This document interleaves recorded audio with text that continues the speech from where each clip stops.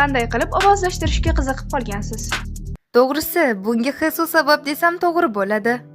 Buning sababchisi albatta dramalar va Aydab studiyasi. Ovozlashtirishga softbox dramalarini ko'p ko'rganimdan juda qiziqib qolganman. Ovoz berishga qiziqishim dramalar ko'rayotganimda paydo bo'lgan. Dramalar ko'rishni endi boshlaganimda ovozlashtirishga juda ham qiziqib qolganman.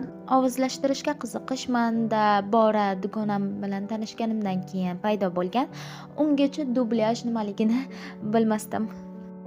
Qachondan beri K-popersiz? Men K-popga 2022-yil kirib kelganman va bu degani men K-popda 3 yildan beri borman degani. 3 yildan beri tayberlik qilaman va 2 yildan beri K-poperman. Men K-popga qiziqishni boshlaganimga taxminan 4 yoki 5 yil bo'lib qoldi. 2 yildan beri K-popga qiziqaman, boshqa guruhlarga ham qiziqaman, lekin asosan Blinkman. 3 yildan beri K-poperman, ya'ni Blinkman va 1 yildan beri Monstersman.